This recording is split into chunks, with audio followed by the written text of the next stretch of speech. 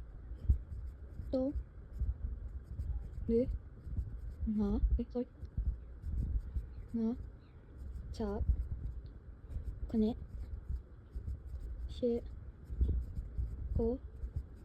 10 11ပြည့်ရမယ်နော်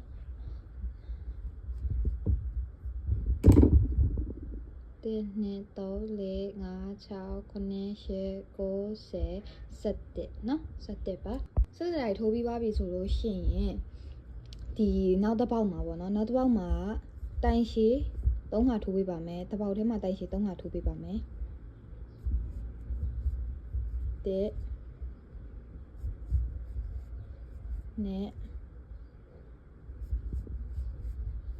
3တိုင်ရှည်3တိုင်းနော်တစ်ပေါက်မှာပဲတိုင်ရှည်3တိုင်းတိုင်ရှည်3တိုင်းထိုးပြီးပြီဆိုလို့ရှိရင်နောက်ထပ်ပါရီမှာ stick တွေမှာတိုင်ရှည်17တိုင်းပေါ့နော်တစ်ပေါက်မှာတိုင်ရှည်တစ်ခါစီကို17ခါထိုးပေးပါမယ်နဲ့3အနည်းငယ်ပါဖြစ်3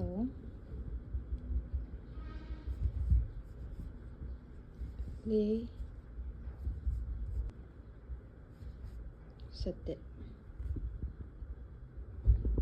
17ခါပြီးသွားပြီဆိုလို့ရှိရင်တော့နောက်တစ်ပေါက်မှာတိုက်ရှည်2ခါပေါ့နော်တစ်ပေါက်ထဲမှာတိုက်ရှည်2ခါထိုးပေးပါပြီးရင်နောက်တစ်ပေါက်မှာတော့တိုက်ရှည်1ခါအဲ့လိုမျိုးကို3ခါ 3ခေါက်ပေါ့နော်ထိုးပေးပါမယ်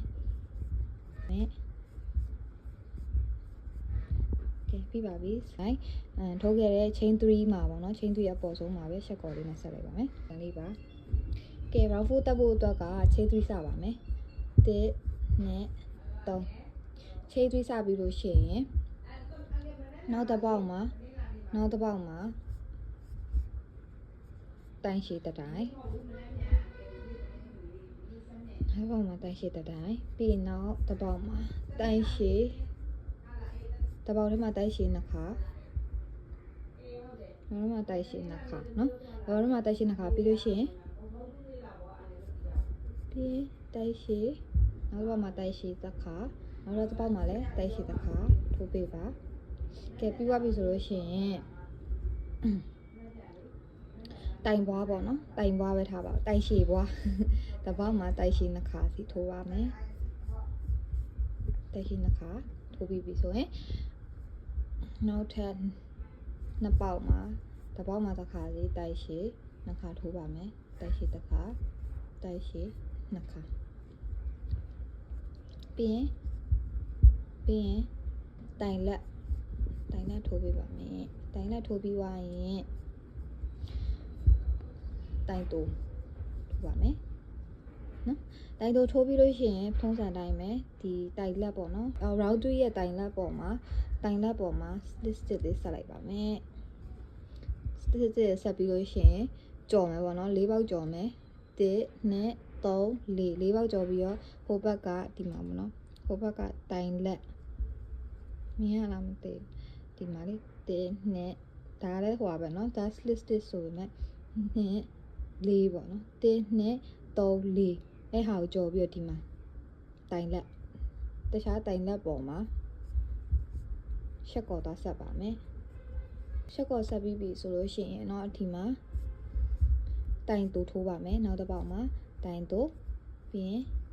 ထုံးစံတိုင်းတိုင်လက်ထိုးပေးပါမယ်တိုင်လက်ထိုးပြီးသွားပြီဆိုလို့ရှိရင်တိုင်ရှည်နှစ်ခါတိုင်ရှည်နှစ်ခါပြီးရင်တိုင်ရှည်ပွားပေါ့နော်တစ်ပေါက်မှာတိုင်ရှည်နှစ်ခါတစ်ပေါက်ထဲမှာတိုင်ရှည်နှစ်ခါထိုးရဲဟာအဲ့ဒါတစ်ခါပေါ့နော်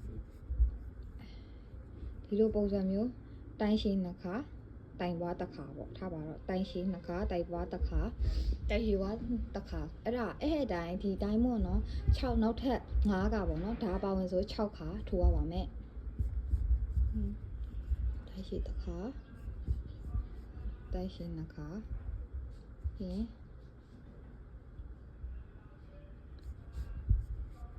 တပေါက်ထဲမှာတိုင်ရှည်နှစ်ခါပြီးတိုင်ရှည်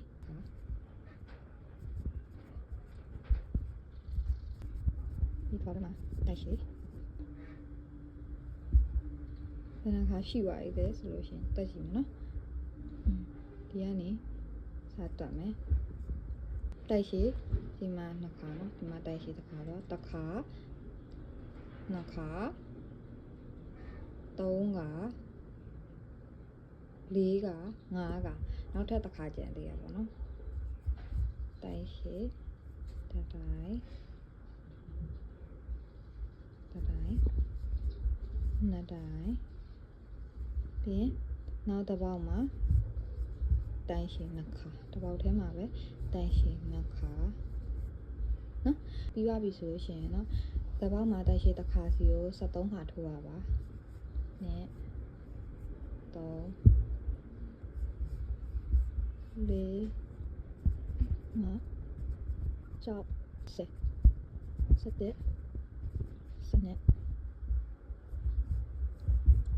6 7 နော်73ခါနဲ့3 4 5 6 9 10 11 12အဲ့လိုမပြည့်သေးဘူးနော်ဒီကနေဆိုင်ရ1 2 3 4 5 6 9 10မပြည့်သေးဘူးဆိုတော့နောက်တစ်တိုင်းစနစ်ပဲရှိသေးတယ်73နော်အဲ့တေချာစစ်ပြီမယ်နော်ဒီ73တိုင်းပြီးသွားပြီဆိုလို့ရှိရင်နောက်တစ်ပေါက်မှာကတိုင်ရှည်ကြီးပဲတစ်ပေါက်ထဲမှာတိုင်ရှည်ကြီးပဲ9ခါထိုးပေးပါမယ်1 2 3 4 5 6 7 8 9 နဲ့3 4 5နော်9ခါထိုးပြီးပြီဆိုလို့ရှိရင်နောက်ဒီဘက်ချမ်းမှာလဲတပေါက်မှာတိုက်ရှိတစ်ခါစီကို73ခါထိုးရပါတဲ့နဲ့3 4 5 6 9 10 9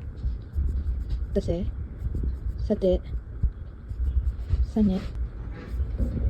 13နော်13ပြည့်မပြည့်ပြန်ရင်မယ်နော်1 2 3 4 5 6 9 10 11 12 ပြည့်ရနော်နောက်ပါထိုးရမလဲဆိုတော့တပေါက်မှာတပေါက်ထဲမှာတိုက်ရှိနှစ်ခါတိုက်ရှိနှစ်ခါစီအရင်ထိုးပါပြီးရင်တပေါက်မှာတစ်ခါစီကိုတိုက်ရှိနှစ်ခါပေါ့နော်ဒီမှာတိုက်ရှိတစ်ခါနောက်တပေါက်မှာနောက်ထပ်တိုက်ရှိတစ်ခါအဲ့လိုပုံစံမျိုးကို3ခါထိုးရပါမယ်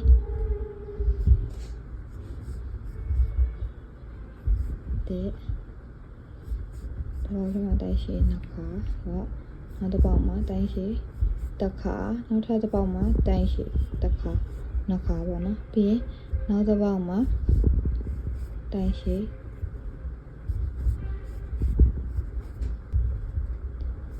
တိုက်ရှင်တပေါက်ထဲမှာတိုက်ရှင်တစ်ခါပြီးပါရင်နောက်တစ်ပေါက်မှာတိုက်ရှိတစ်ခါပြီးနောက်တစ်ပေါက်မှာတိုက်ရှိတစ်ခါနောက်တစ်ခါနှစ်ခါကဲနောက်ဆုံးကျန်တဲ့အပေါက်မှာတိုက်ရှိနှစ်ခါပေါ့နော်တပေါက်ထဲမှာတိုက်ရှိနှစ်ခါထိုးရပါမယ်နည်းနည်းတော့နားရှုပ်နေတာမသိဘူးပြီးပါပြီဆိုလို့ရှိရင်အစကဖုံမီ3ခုရဲ့အပေါ်ဆုံးကဖုံမီပေါ်မှာအပ်ဝင်ပြီးတော့ရှက်ကော်လေးဆက်လိုက်ပါမယ်ကဲဒါကတော့ round 4အပြီးတက်လေးပေါ့နော်ဒီ site လေးထက် round 5ပေါ့နော် round 5ကတော့တိုင်ဟုတ်ပါဘူးဖုံမီ3ခါထိုးမယ်ပြီးရင်ဒီမှာဒီနောက်တစ်ပေါက်မှာရှက်ကော်ဆက်မယ်ဒီလိုပေါ့နော်အဲ့လိုမျိုးမှနောက်တော့ဘယ်လိုပြောမလဲဒီလိုအတုတုလေးလောက်တာလေဒီအတုတုလေးဖြစ်အောင်လောက်တာဆိုတော့နောက်ထပ်ဖုံမီ3နိုင်ပြီးရင်နောက်ဟိုမှာနောက်ဟိုမှာတိုင်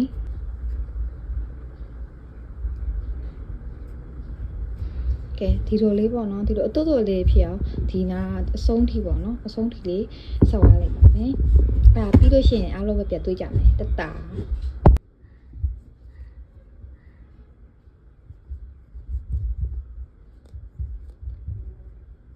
ဟုတ်လေဒီနားလေးပေါ့နော်ဒီရှက်ကော်နားလေးအစ်စ်မပြီးမှဆိုလို့ပြပေးမယ်နော်ဒီမှာ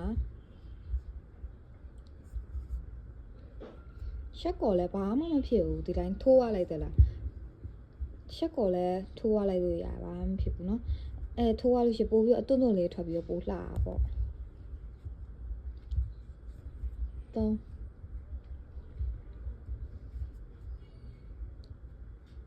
ကိုကလေတကယ်လို့ဒါလေးကိုအလှချိတ်ချင်တယ်ဆိုလို့ရှိရင်ပြပေးမယ်နော်ညီမကတော့ဟိုမှာဒီတစ်ခုမှာညီမမထည့်ထားဘူးဒါပေမဲ့ပြီးထည့်ပြမယ်နော်အဲ့လိုပေါ့အလှလေးထားခြင်းလို့အဲ့လိုမျိုးချိတ်ထားခြင်းနဲ့တစ်စောင်းလေးချိတ်ထားခြင်းနဲ့ဆိုလို့ရှိရင်လည်းရတယ်တော့ဒီမှာနော်ဒီလိုလေးနော်ဒီလိုလေးဖြစ်အောင်မယ်အဲ့လိုလေးပဲထိုးရပေးလိုက်စင်ပြီးရဟော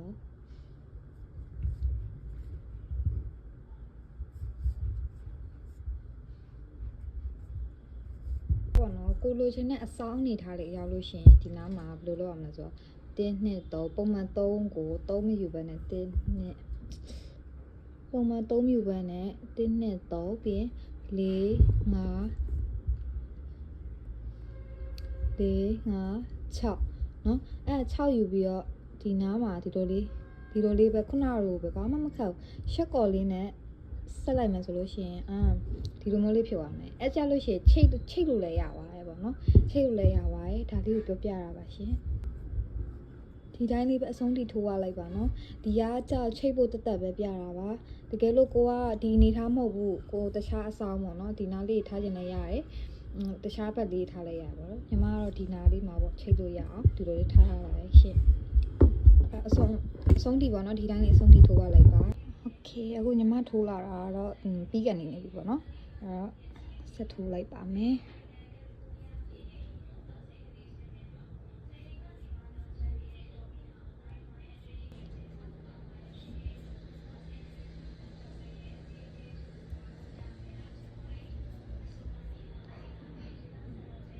ကဲပြီးပြီပေါ့နော်ချီရခုံပြီးပြီဆိုလို့ရှိရင်ဒီမှာဒီနားလေးပေါ့နော်ဒါရှက်ကောရှက်ကောမှာဒီနားမှာလည်းနှုတ်ပြီးတော့ရှက်ကောမှာလည်းရှက်ကောလုပ်ဖို့အတွက်လည်းလေချင်းပေါ့နော်ဖုံးပြီး3ခါထိုးပြီးမှဒီမှာရှက်ကောဆက်လိုက်ပါဒီမှာနော်ကဲချီဆွဲထုတ်လိုက်ဒီလိုလေးရပါမယ်ပြီးသွားပြီဆိုရင်တော့ဒီတော့ပုံစံလေးရပြီပေါ့နော်ဒီမှာဒီဟာပြီးလို့ရှိရင်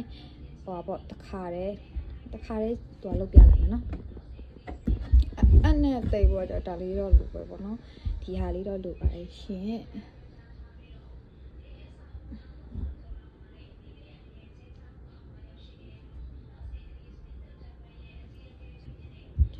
ပြီးပါပြီဆိုရင်ရှင်ဒီဟာလေးပေါ့မှာတော့ဒီဟာကိုဒီအပေါက်ထဲပေါ့နော်ဒီအပေါက်ထဲဒီရှက်ကောအပေါက်ထဲလေးဆွဲလိုက်တယ်ဆွဲပြီးဒီဘက်ကိုလှန်ပြီးတော့အဲ့ဒီတိုင်လေးတွေထဲကိုဝင်လိုက်ပေါ့နော်ဝင်လိုက်မယ်ပြီးလို့ရှိရင်အောင်နာလေးကိုဆင်းပြီးတော့ညီမတို့ခြံနာရဘာလို့ဆိုပြီးလို့ရှိရင်လည်းခြီဖြတ်စရာအများကြီးရှိတဲ့အတွက်အဲ့ဒါလေးနဲ့တခါလေးပေါ့နော်လုတ်လိုက်တာတခါလေးခြီပြီးတော့ဖြတ်လိုက်တာပြီးလို့ရှိရင်အောက်မှာကျတော့ flat စာလည်းလုတ်တယ်ဒါပေမဲ့တခြားနည်းရှိရပေါ့နော်ညီမတခြားနည်းလေးလုတ်ပြမယ်တခြားနည်းကကျတော့ဒီလိုမျိုးအဆင်ပြေတဲ့အဆက်နဲ့နေရာလေးဝင်ပြီးတော့ဝင်လိုက်မယ်ပြီးလို့ရှိရင်ဒီတပေါက်ပေါ့နော်အဲ့လိုဝင်ပြီးထပ်ဝင်ပြီးလို့ရှိရင်ဒီအပေါက်လေးကျန်နေအောင်ဒီဘက်ကနေအဲ့လိုမျိုး popcorn stick လေးရဖို့အတွက်ညီမတို့ကထိုးခဲ့တဲ့ round 4ရဲ့ပေါ်မှာပေါ့နော်အဲ့တိုင်နေပေါ်မှာညီမတို့ကတိုက်တူပေါ့နော်တတိုင်ပေါ်မှာတိုင်တူတစ်ခါစီကိုနော်ပတ်လဲထိုးရမှာပေါ့နော်အဲ့ဒါညီမဗီဒီယိုထဲမှာပြပေးထားတဲ့အတိုင်းလိုက်ထိုးပေးပါချီဆွဲရတာတော့နည်းနည်းတော့အစင်မဖြစ်လာရရှိမယ်ဒါပေမဲ့ပေါ့အောက်ကနေလေတိုင်ကိုအောက်ကနေအကဝင်ပြီးတော့အပေါ်ကနေချီဆွဲထုတ်လိုက်လို့ရှိရင်တိုင်တူလို့ဖြစ်သွားတယ်အရင်လုပ်ဖို့ကိုဗီဒီယိုထဲမှာပြထားတယ်အဲတိုင်လေးလည်းပတ်လေးထိုးပေးသွားရအောင်မယ် round 4ပေါ်မှာပေါ့နော်တခြား round 3ပေါ်မှာထိုးလို့မရအောင် round 4ပေါ်မှာပဲတိုင်တူထိုးပေးရမယ်နော်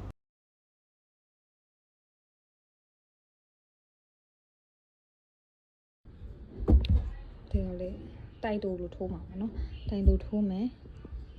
ချီဆွဲတာဒီလိုမျိုးလေးပြီးရင်နောက်တတန်းမှာကျတော့ဒီတိုင်ပေါ့နော်ဟိုမှာဒီတိုင်ဆိုလို့ရှိရင်အဲ့တိုင်နဲ့ဒီလိုဝင်မိချီဆွဲလာဆွဲလုပ်လိုက်ဆွဲလာဟုတ်မယ်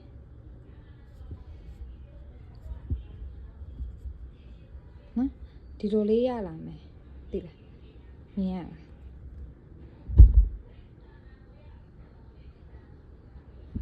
အဲ့ဆိုရင်ဒီနားမှာချီကိုဆွဲတိုက်တူပဲပေါ့နော်တိုက်တူမှဒီတိုက်နေမှာထွင်ထိုးလိုက်တာပေါ့နော်ဒီမှာတိုက်ရရှိရဆိုအက်ကဒီထဲကိုဝင်ပြီးတော့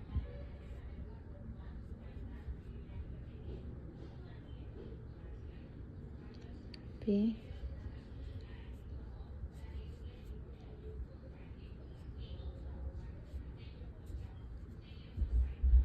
နော်တော်ပြီအတိုင်းလေးပဲပေါ့နော်အဆုံးထိပေါ့နော်အတိုင်းလေးပဲတိုင်တူလေးတွေပဲတတိုင်းစီထိုးဝအောင်ပဲအကုန်လုံးဒီတိုင်းလေးပဲပေါ့နော်ဒီထိပက်ချလဲပေါ့နော်ဒီနားလေးကိုထိုးရပြီရှင်းပြ round 4 တန်းပေါ့နော် round 4 တန်းကနေပြီးတော့တရဇက် round 4 တန်းကနေပြီးဒီလိုတရဇက်အဲ့လိုမျိုးလေးထိုးရအောင်နော်ထိုးပြသွားမယ်အဆုံးထိကြည့်ပေးကြနော်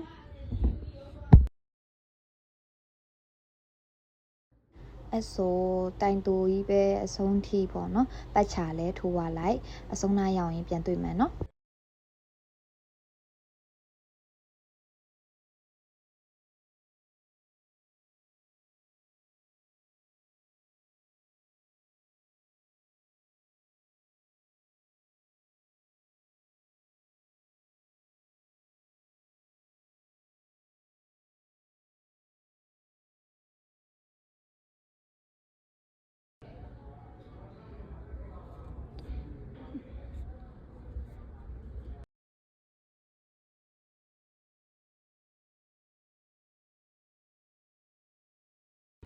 အခုဆိုရင်တော့ညီမထိုးလာတာပေါ့နော်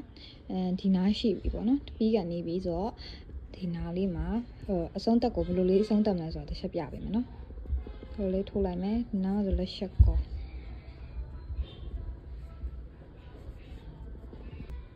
ညရတယ်ဒီနားလေး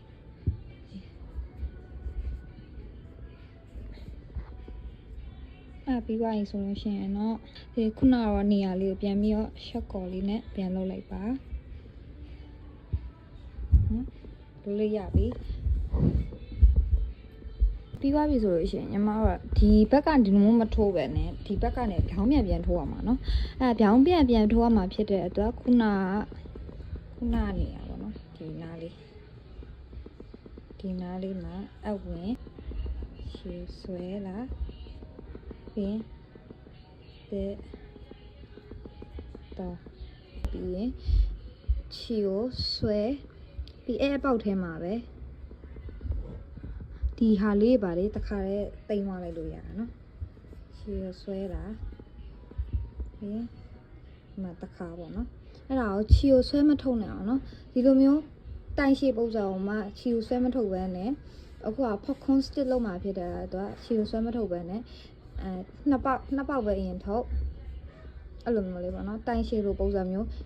အကဝင်ခြေရဆွဲလာပြီးတော့ဒီမှာဒီလိုနှစ်တိုင်ဖြစ်နေဒီမှာနှစ်တိုင်ဒီမှာတော့9တိုင်ဆိုတော့ဒီမှာထပ်ထုတ်အဲ့လိုမျိုးကိုနောက်ထပ်နှစ်ခါလုပ်မယ်နော်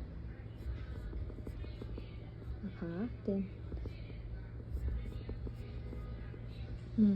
အဲ့ဆိုလို့ရှိရင်အပေါ်မှာက1 2 3 4 5 6ဒီဟာကိုလည်းတတိုင်လို့သတ်မှတ်တယ်ပေါ့နော်ဖုံမီ3ခုကတတိုင်လို့သတ်မှတ်တယ်ပြီးချီအကုန်လုံးဆွဲချလိုက်ပြီးတော့ဆွဲထုတ်လိုက်ပြီးတော့ဖုံမီတစ်ခါ popcorn stick ပေါ့နော်ဒါ popcorn stick ထိုးနီးပြီးရင်ဒီဘက်ကိုဘေးပေါက်ကိုရှက်ကော်လေးနဲ့ဆက်လိုက်မယ်အဲ့တော့ဒီမှာဖောင်းလေးဖြစ်သွားပြီပြီးနောက်ထပ်ဒီမှာရှက်ကော်တစ်ခါနောက်ထပ်2ခါပေါ့နော်ဒီမှာ2ခါ3ခါမြောက်မှာ3ခါမြောက်ဆက်ပြီးတော့3ခါမြောက်မှာခုနကတော့လိုပဲဖုံမီ1နဲ့3နော်ဖုံမီ3ခါထိုးပြီးတော့ဒီခုနဖုံမီနေရာမှာပဲဒီဖုံမီထိုးလိုက်တဲ့နေရာမှာပဲခြေကိုဝင်ဆွဲထုတ်နောက်တိုင်မဲဆွဲထုတ်ခြေထုတ်ဝင်နှစ်တိုင်ဆွဲထုတ်နှစ်တိုင်ဆွဲထုတ်ပြီးအဲ့တိုင်းလေးကိုမှ9ကပေါ့နော်ဒါပေမဲ့ app ပေါ်မှာဆိုလို့ရှိရင်တော့ခြေပေါက်က6ခုဖြစ်နေမယ်6ခုဖြစ်သေးပါမယ်6ခုမှာ1 2 3 4 5 6အဲ့ဒါကိုတပြိုင်နဲ့ဆွဲထုတ်လိုက်ပါဆွဲထုတ်ပြီးလို့ရှိရင်ဖုံမီလုပ်ပြီးဘေးကအပေါက်ကိုလို့ပါနော်ဒီဘေးအပေါက်လေးကိုပေါ့နော်ဒီဘေးအပေါက်လေးသူ့ရဲ့ဘေးကအပေါက်လေးကိုဝင်ပြီးတော့ရှက်ကော်လေးနဲ့ဆက်လိုက်မယ်အဲ့ဒါဒီလိုမျိုးဒီဘက်ကိုလက်လေးနဲ့ဖောင်းလိုက်ရင်ဖောင်းလေးဖြစ်သွားပါပြီးရင်ဒီမှာရှက်ကော်တစ်ခါလုပ်ပြီးပါရဆိုတော့နောက်ထပ်2ခါတစ်ခါ2ခါပြီးရင်ဖုံမီ3ခါတက်မယ်ဖုံမီ3ခါပြီးအပေါက်ထဲမှာပဲခြီရစ်ပြီးတော့ခြီဆွဲလာ2ပေါက်ထုတ်နောက်တစ်ခါခြီရစ်ခြီဆွဲလာ2ခါ2ပေါက်ထုတ်အဲတိုင်းလေးကိုမှ9ခါပေါ့နော်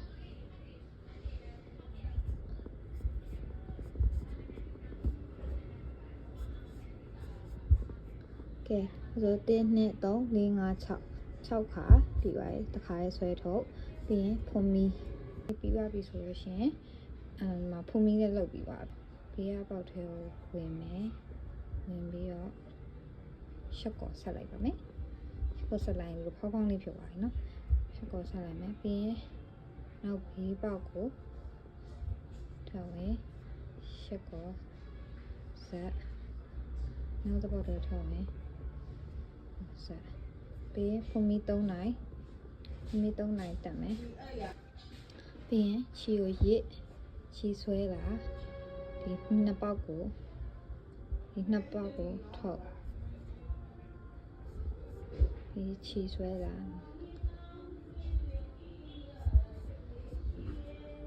3 4 5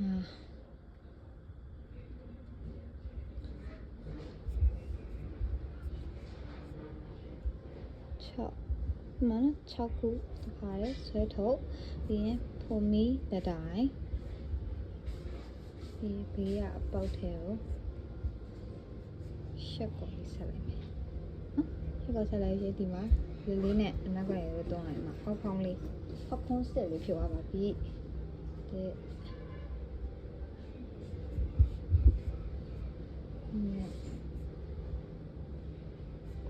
ဒီမှာ3နော်3ပြီးရင်3ခုမြောက်မှာဖုန်မီ3ဟာတက်မယ်ပြီးရင်ဒီလိုတိုင်းပဲပေါ့နော်အဆုံးထိပေါ့နော်လောက်သွားမှာနည်းလည်းထိုးပြပါပါမယ် Pop stick ကိုဘယ်လိုထိုးရမလဲဆိုတာသိသွားပြီဆိုတော့ဒီတိုင်းလေးပဲပေါ့နော်အဆုံးထိထိုးရလိုက်ပက်ပက်လည်းထိုးရလိုက်ပြီးရင်အဆုံးရရင်ပြန်တွေ့ကြမယ်နော် ဟေးအဲ့ဒါဆိုငါအဲ့တော့အပေါ်မှာ6ခုရှိရဲအဲ့တော့တပြိုင်တည်းဆွဲထုတ်ဒီဖုန်မီတစ်ခါတက်ပြီးဘေးကပေါက်ထဲမှာရှက်ကောလေးဆက်လိုက်ရင်ဖောက်ဖောင်းလေးရပါပြီပြီးနောက်တစ်ခုရှက်ကောတစ်ခါနောက်ထပ်တစ်ပေါက်တစ်ခါ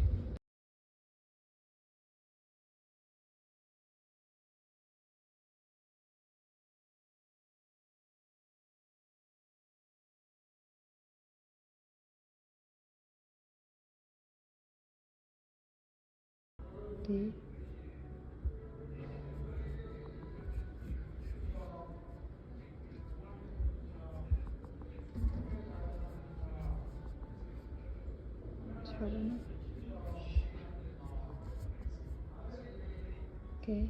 ဒီမှာပေါ့နော်ပြီးပြီဆိုလို့ရှိရင်ဘယ်လိုဆက်မလဲဆိုတော့ပြမယ်နော်ဒီကအစပိုင်းကဟာပြီးဒီနားမှာရှက်ကောတစ်ခုရှိမယ်ဆက်ပြီးသွားရင်ဆိုလို့ရှိရင်လည်းဒီမှာစခဲ့နေရာလေးပေါ့နော်ဒီနားမှာလည်းတခါတည်းရှက်ကောလေးဆက်လိုက်ပါမယ်ရှက်ကောလေးနဲ့ဆက်လိုက်မယ်ချီကိုလေကျိုးရှိရှိလေးဖြတ်ပေးမှတလားဘာလို့လဲဆိုတော့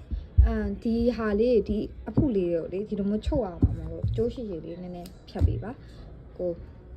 မှန်းပြီးပါနော်အကျန်းလေးပေါ့နော်ရလာပြီကဲအခုကကြတော့ဘာရင်လောက်အောင်လဲဆိုလို့ရှိရင်ဒီဟာလေးတွေကိုအဖုလေးတွေကိုတေချာလက်လေးနဲ့လေလက်လေးနဲ့တို့လေးဖုတ်ပေါ့နော်ဖောက်ခွန်းဆိုတဲ့အတိုင်းလုံးလုံးလေးဖြစ်အောင်ပြီးသွားပြီဆိုရင်တော့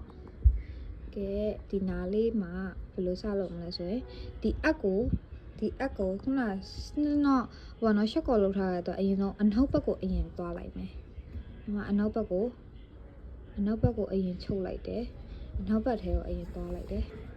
သွားပြီးရင်ဒီအဖုလေးပေါ့နော်ဒီအဖုကဒီမှာတိုင်းလိုက်ပေါ့နော်ဒီဟာရဲ့ဘယ်နားလောက်မှာဘယ်လိုကြလဲဘယ်နားလောက်မှာချုပ်လို့ရှိရင်ဘယ်လိုဖုတ်လုံးလုံးလေးဖြစ်နေမလဲပေါ့နော်လုံးလုံးလေးဖြစ်နေမလဲတိုင်းလိုက်တယ်ဒီမှာဒီနားလေးယူလိုက်တယ်နားလေးယူပြီးတော့ဒီလိုလေးစားလုပ်လိုက်တယ်ပေါ့နော်စားလုပ်လိုက်တယ်ပြီးလို့ရှိရင်နောက်တစ်ခုကိုတစ်ခါတည်းသွားမယ်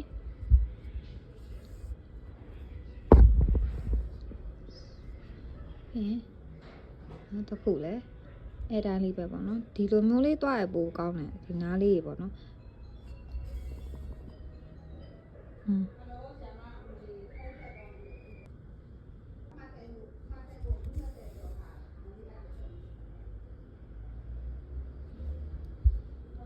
ပြီးရင်နောက်တစ်ခုလည်းအဲ့ဒါလေးပဲပေါ့နော်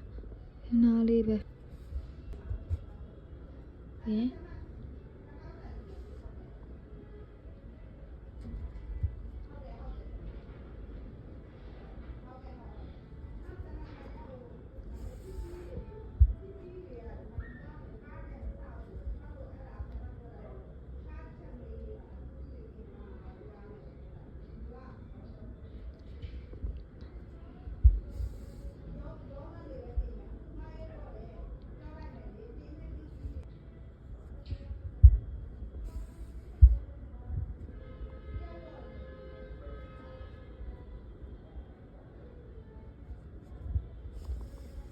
ဒါကတော့ပေါ့နော်ညီမထိုးတက်တာလေးကိုပြန်ပြီးတော့ sharing လုပ်ပြီးတဲ့သဘောလေးပါကြောင့်နည်းနည်းအမှားယွင်းလေးပါသွားလို့ရှိရင်လည်းအနူးညွတ်တောင်းပန်ပါတယ်လို့လေးကိုကြိုပြီးတော့ပြောထားပါရှင်အဲ့ဆိုရင်တော့ဘယ်လိုချုပ်ရမလဲဆိုတော့သိပါပြီလို့ထင်ပါတယ်အဲ့တိုင်းလေးပဲအဆုံးထိတက်ချလဲပေါ့နော်ချုပ်သွားလိုက်ပါအဆုံးရောက်ရင်ပြန်တွေ့ကြမယ်နော်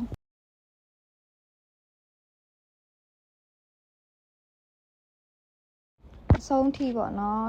ထိုးပြီးပါပြီဆိုလို့ရှိရင်တော့ညီမကပူနေတဲ့ကြိုးစားကိုဘယ်လိုလုပ်လဲဆိုတော့မလှတဲ့ဘက်ချမ်းမှာကြိုးကိုထားပြီးတော့ဟိုဘက်မှာပေါ့နော်ထိုးထားတဲ့ပူနေတဲ့ကြိုးစားနဲ့ဘယ်လိုခြီလိုက်တယ်နှစ်ခါလောက်အသေးခြီလိုက်တယ်ပေါ့နော်အဲ့လိုနှစ်ခါအသေးခြီလိုက်လို့ရှိရင်တော်ရုံနဲ့မပြုတ်တော့ဘူးပြီးတော့အောက်ကနေပေါ့နော် flat ပြားပါတဆင့်ခံအောင်မယ်ဆိုတော့flat ပြားနဲ့ကော်နဲ့ဆိုလို့ရှိရင်ကတ်သွားမယ်ကွာအဲ့ဆိုလို့ရှိရင်ကြိုးစားလေးမထွက်တော့ဘူးပေါ့နော်အဲ့လိုဆိုရင်ပို့ပြီးတော့အဆင်ပြေရထင်လို့ညီမကတော့ကြိုးစားပို့နေကြိုးစားနဲ့ခြီလိုက်တယ်အသေးပုံကိုစတာလေးရဲ့အလယ်မှာထားမဲ့ဖဲပြားလေးပေါ့နော်ဖဲပြားအနီလေးကိုညီမတို့ကဖုန်မီပဲ24ကထိုးရလိုက်မယ်ပေါ့နော်ပြီးလို့ရှိရင်24ကထိုးပြီးရင်ခြီကိုဖြတ်ပြီးလို့ရှိရင်ဖဲပြားလေးပေါ့နော်ပုံမှန်ခြီရဲ့ဖဲပြားပုံစံလေးကိုအဆင်ပြေလို့ခြီသွားလိုက်ပေါ့နော်ညီမကကြောက်ဖဲပြားတွေပါရတိတ်တိတ်လေးရကြအရန်မကျွမ်းလို့အဆင်ပြေလို့လေးခြီထားလိုက်တယ်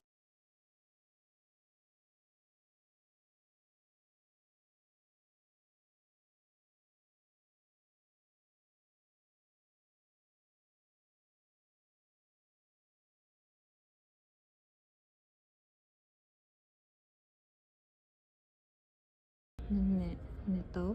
နှစ်လေးနော်နှစ်လေးဆိုတော့ပြီးပါပြီဆိုလို့ရှိရင်နည်းနည်းခြီကိုဖြတ်လိုက်မယ်ဖြတ်ပြီးတော့လိုခြီလဲဆိုတော့ဒီတိုင်းပုံမှန်ပဲပေါ့နော်ပုံမှန်ခြီနည်းလေးပဲခြီလိုက်အမှားပါပဲဖဲပြသေးသေးလေးဆိုလို့ရှိရင်တော့အဲ့ဒါမနှဲကိုစူးစမ်းပြီးခြီရပါတယ်ကိုလက်ကကြီးနေလားဆိုတော့လည်းမဟုတ်ပါဘူးအဲ့သေးသေးလေးတွေကိုမခြီတတ်တာပေါ့နော်အဲ့လိုဖြစ်နေတာပါပုံမှန်ခြီနည်းလေးကိုမှ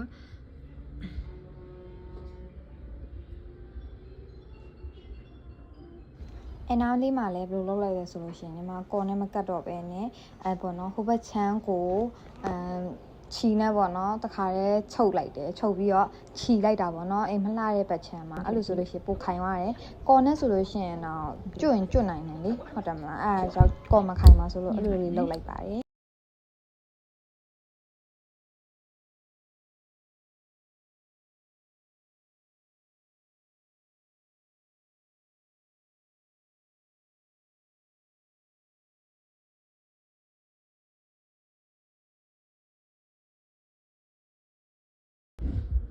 နားလေးပေါ့နော်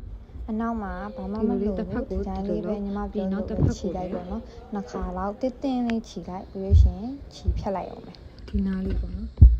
ဒီဘက်လေးပဲနောက်ကတော့အရင်နေရှုပ်ပွားနေပါတယ်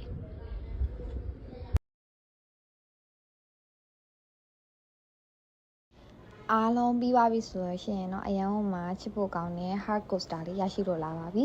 တကယ်လို့ကိုယ့်ရဲ့ hard coaster လေးကနည်းနည်းပြော့နေတဲ့သိရမလားဟိုလိုတောက်မဖြစ်ဘူးတောက်ရင်မဖြစ်ဘူးဆိုလို့ရှိရင်လည်းလုပ်လို့ရပါဘောเนาะတောက်ဖြစ်အောင်အောက်ကနေ flat ပြားလေးခံလိုက်မှဆိုလို့ရှိရင်ပို့ပြီးတော့ကြည့်ကောင်းရမယ်ပို့ပြီးတော့လှသွားမယ်เนาะအဲ့ဒါညီမအဆုံးမှာလုပ်ပြပေးထားပါတယ်နားတဝိုက်ကိုအသေးပုံစံတိုင်းလေးပဲ flat ပြားလေးကိုညှက်လိုက်မယ်ဆိုလို့ရှိရင်ညှက်ပြီးသွားရင်ကော်နဲ့ပေါ့နော်ကတ်လိုက်လို့ရှိရင်တော့ပို့ပြီးတော့လှလှလေးဖြစ်သွားတယ်တောက်လေးဖြစ်သွားတယ်အဲ့ဒါကိုပြောချင်တာပါချီထိုးတဲ့တူတိုင်းပေါ့နော် flat ပြားဆိုလို့ရှိရင်တိပါတယ်ဒီလိုအပြားလေးပေါ့နော်အဲ့ဟာလေးနဲ့အ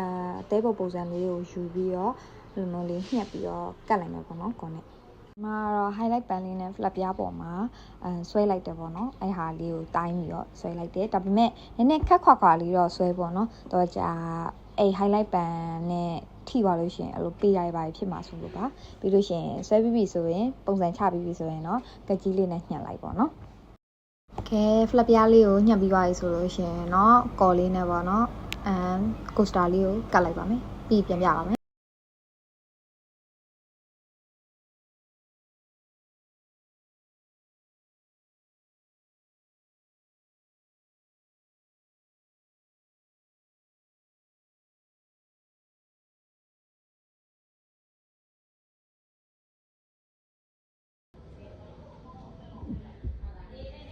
တကယ်လို့ဗီဒီယိုလေးမကြည့်ချင်ပဲနဲ့ဒီတိုင်းပတ်တန်ကြည့်ချင်တယ်ဆိုလို့ရှိရင်လည်းညီမစီကလာတောင်းလို့ရပါတယ်နောက်ထပ်ဗီဒီယိုလေးတွေလည်းထပ်ပြီးတော့ tutorial ဗီဒီယိုလေးတွေတင်ပေးမှာမို့လို့ YouTube မှာ like and subscribe လေးလည်းလုပ်ပေးပါပါအောင်ရှင်အားလုံးပဲကျေးဇူးတင်ပါတယ်ဒီကတော့ဒီမှာ